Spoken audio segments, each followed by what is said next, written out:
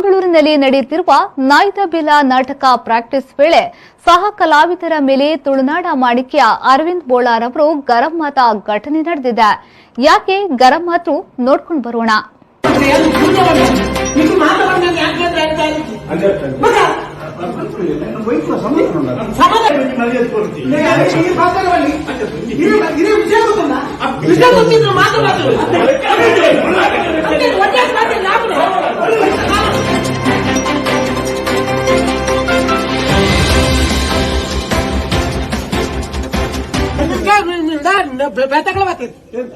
ಅಂಚತ್ ನಮ್ಮ ವಿಷಯ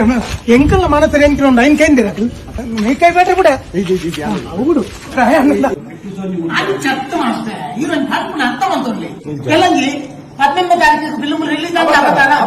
ಅಪ್ಪ ಎನ್ನ ಫ್ಯಾಮಿಲಿ ಪಿಕ್ಚರ್ ಹೋಗ್ಲು ಮಾಡ್ತಾರೆ ಇವಾಗ ನಾಯಿದ ಪ್ರಾಕ್ಟೀಸ್ ಉಂಟು ಬಂದ ಹಾಪನ ಟಿಕೆಟ್ ಬುಕ್ ಮಾಡ್ತಾರೆ ಮಾರೆ ಟಿಕೆಟ್ ಬುಕ್ ಮಾಡ್ತಾರೆ ಐಕೆ ಬಿಡಾರ್ ಓಡೇ ಆನ್ಲೈನ್ ಹಾಕೊಂಡು ರಡ್ಡು ಜೋಕುಲು ರಡ್ಡು ಪುಣ ಜೋಕುಲು